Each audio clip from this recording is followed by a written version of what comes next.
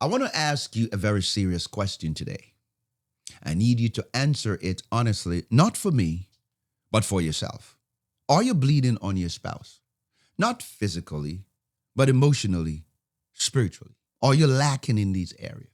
Are you compromising or are you portraying something that you're not? Are the wounds that you have never dealt with, the pain that you have never surrendered, the trauma you have never healed, are they bleeding onto the person you promise to love? You see, my friend, this is not a comfortable question, but it is the right question. And today we are going to answer it together. So pull up your chair, get closer. Let's have this conversation. Hello and welcome back to the channel. I am Dorian, and today we are continuing our very important series on healing in marriage. You know, my friend, we have talked about why husbands cannot love their wives until they heal. We have talked about why wives cannot receive love until they heal. But today, I want to bring it all together because here is the truth. In most struggling marriages, it is not one person bleeding. It is often the two of you guys. And I know, no, it's not me. No, it's them. They did the wrong. They did this. They did that. I get it. We like to complain. We like to deflect. We liked all of that stuff from Adam and Eve days until now. Eve blamed Adam. Adam blamed Eve, and Eve blamed the serpent. Everybody just blaming each other. And you bleed on your spouse, and your spouse is bleeding on you. And nobody is talking about it. So today I am going to cover what it means to bleed on your spouse and how to recognize it if you are doing it and what the word of God says and how to stop it. Can we go deep into that? Number one, what it means to bleed on your spouse. Let me start with what I mean when I said that you are bleeding on your spouse, because it is not talking about a physical wound that you're creating. I am talking about the invisible wounds. Oh, the ones you didn't see at the wedding. The one nobody get to see. The ones nobody get to see while you are dressed up looking good on a Sunday going to church. The one nobody get to see when you set up that beautiful vacation pictures and you set that exotic date nights. Nah, not that one. The one that you carry inside of you. You've been carrying this so long. You carried this pain. And some of it, you don't even feel them anymore. But they are there. Oh yes, they are hidden, but they are there. And here's the thing, that when you enter into a covenant marriage, those wounds doesn't disappear. They just get closer and closer. You can try to hide your wounds from your friends. You can try to hide them from your family, but you cannot hide them from the person who is closest to you. The closest person to you is your spouse. It is absolutely impossible for you to hide from them. You can't hide from the person that you sleep with every night, because marriage will expose the ugliest version of yourself. I've always liked to say it like this, that marriage is a revealer of your character. It is the most profound revealer of character. Marriage exposes us for who we are and who we are not. Oh yes, it will expose you. And that is not an accident. Marriage was never meant to be a place where broken people stay broken together. It's not a place where broken people hide and just damage the person that you marry. It was meant to be a place where two people become more like Christ together. The two shall become one. Hello? But when wounds go unhealed, when trauma goes unaddressed, and when pain goes unacknowledged, you don't bring your best self into the marriage. And that's where the bleeding is happening. You bring broken self. And my friend, a bleeding person cannot hold another person without bleeding on them. You cannot heal what you don't reveal. And that's the problem. And I can tell you this because I lived it. That was me 29 years ago, 3 years into our marriage. Broken man trying to love another broken person. Now I become a practitioner of love. Now I know how to practice love on my wife every single day. Now I'm in a position where I can bless and I can add value to her life. But then arguments, we go to church and we didn't talk to each other when we come home, using words that hurts deep. Hello, saying things that cut deep because I wanted to wound her because my ego and my pain, y'all ain't talking to me. Because I was wounded and I couldn't see it. That is the most dangerous part about unhealed wounds, my friend. You can't see them in yourself, but your spouse can feel them every day, every morning, every night. They can feel the bleeding. They can feel the hurt. They can feel the scars. They can feel it. Number two, how the bleeding starts. Let's explain how it happens because it is very important to understand the process. And when you first meet your spouse in the early stage, in the honeymoon phase, in the dating phase, the courting phase, the engagement phase, guess what? Everything feels wonderful. He is attentive. She is radiant. She's beautiful. You're connected and you are going and constantly keep going. And then guess what? The dopamine level is high and all of that stuff is happening. The chemical is high. The love is high. I mean, you guys are just high in love. I mean, you just suck the air out of the space. Everybody around you need oxygen because you just consume everything. And while those chemicals are high, those chemicals covers a lot of scars. And that's what happened to me. My scars start to show up. I start to look very ugly. My wife started to look very ugly too. Why? Because we start to expose and marriage now start to show us a little bit of ourselves that we never really explain or express to each other while we were in the dating, the courting phase, and the early stage of marriage. But then when the dust settled and then we start to see flaws and we start to see residue and start to see behavior patterns and we start to see habits and character flaws and certain moral standards that doesn't seem to align with yours. And you be like, what the heck is this? What kind of game is this? What kind of marriage is this? But I'm so glad that God liked to work with messy things. I'm so glad that God likes to work with messy people. I'm so glad that God can take a broken man like me and he can mold me and he can fashion me into the image that he wants me to be. I'm so glad that God didn't just throw me away. I'm glad that God saw what was inside of me because he is my creator. He knows what he created.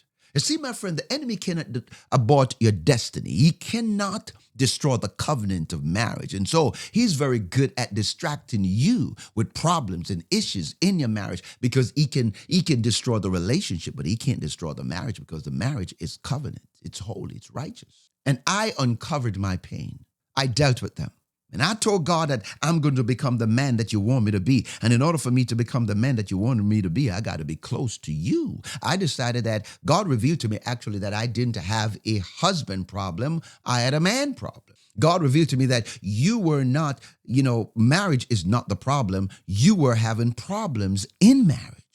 And God revealed to me that we violated our membership in his institution based on the scars and the pain that we brought into the marriage without dealing with it and fixing them in the initial single stage. And so we just decided to go to work while we are in marriage.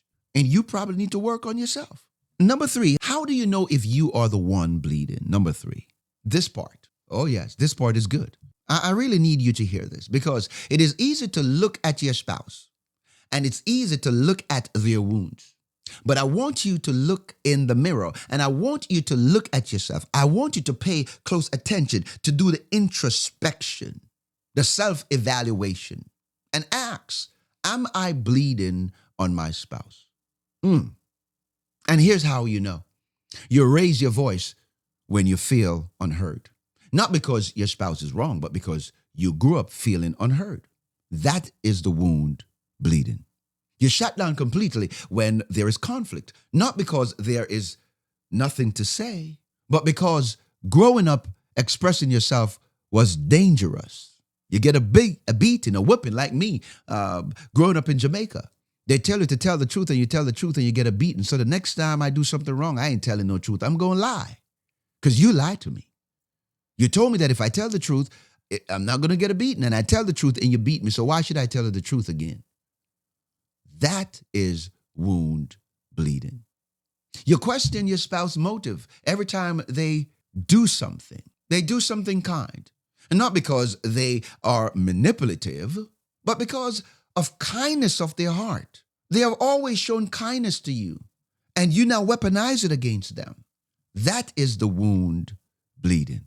You control everything in the home, the finances, the schedule, the decisions, not because you don't trust your spouse, but because you grew up in a chaotic situation and control is how you survive. My friend, KEB family, listen to me carefully. That is the wound bleeding. You compare your spouse to your ex, to your father, to your mother, holding them accountable for pain they did not cause. That is the wound bleeding.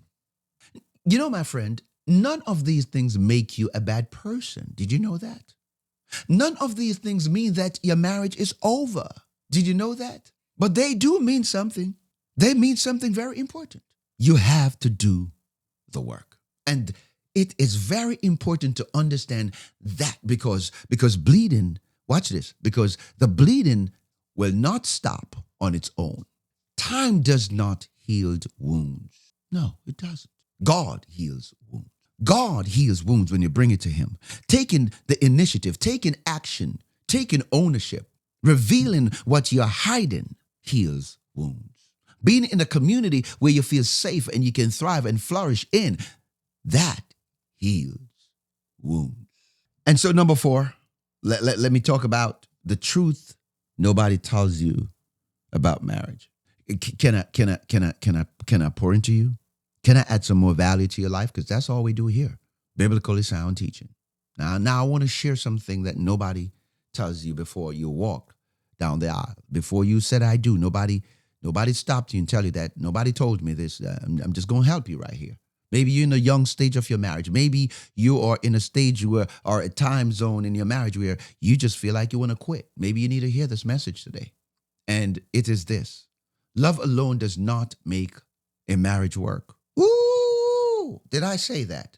I think I'm going to say it again. Love alone does not make a marriage work. I said it. Love is essential. Love is beautiful. Love is a gift from God. Action, taking action, acting in love. But love alone is not enough. You know, my friend, we have become a society that think that love is emotional. We think that love is about sex only, and it's the gift given and the dopamine level and the oxytocin level, and it's how I feel. And I feel love, and love is feeling me. Well, let me tell you something. Love ain't got nothing to do with your feeling, my friend. That feeling is a byproduct of the action that was taken that creates the momentum. It creates the memory. It creates the feeling. But it takes wisdom. It takes knowledge. It takes understanding to make a marriage work. And that is the reason why educate and equip yourself. That's the E in the grace framework. You must educate and equip. Proverbs chapter 24, verse 3 and 4, it tells us by wisdom a house is built, by understanding it is established, and by knowledge its room is filled with precious and pleasant treasures. I want to ask you another question. Can you honestly say that your house, your marriage, is filled with precious and pleasant treasures? Are you playing treasure hunt in your marriage? Or are you playing treasure hunt in your relationship with your spouse? And then the question is, what are you looking for? And if you don't find what you're looking for, are you going to invest into that? Are you going to place it there? Are you going to dig and create the culture, the rhythm, the atmosphere where the both of you guys can thrive and flourish in?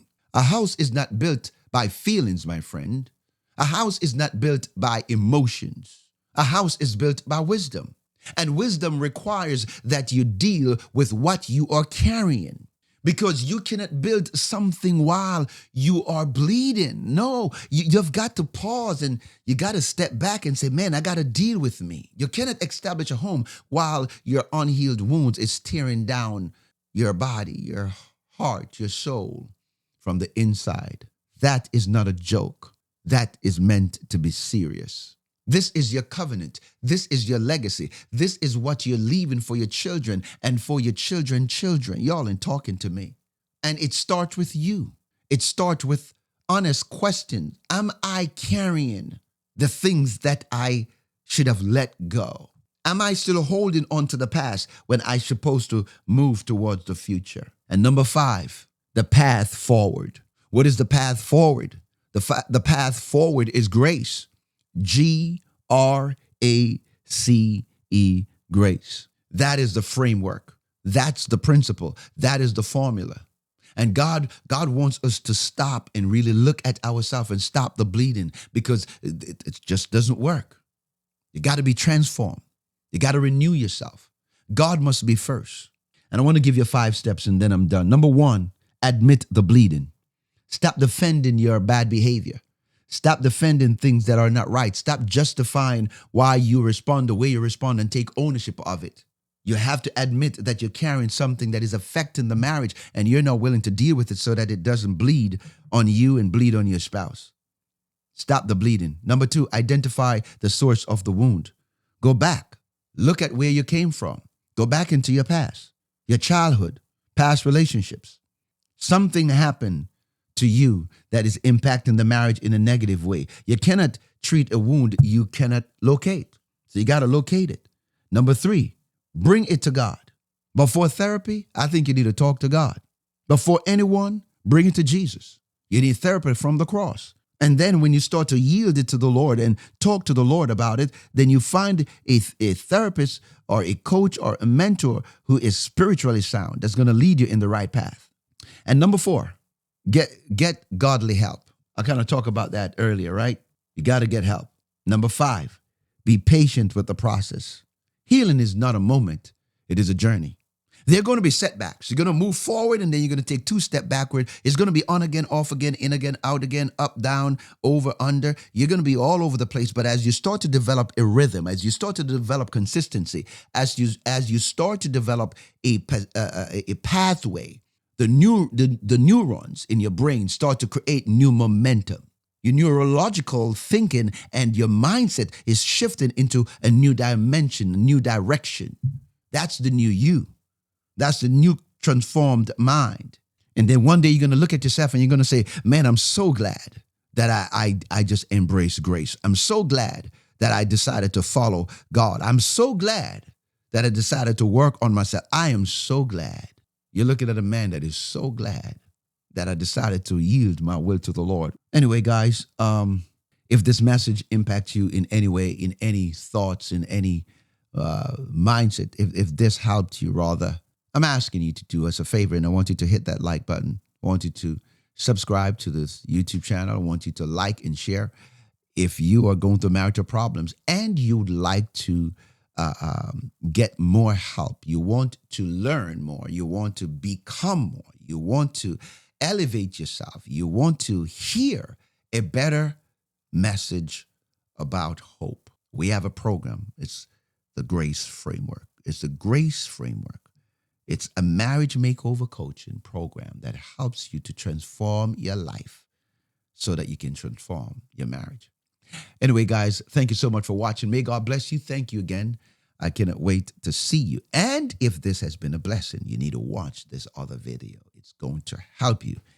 Thank you. Be blessed. Any great. Bye-bye.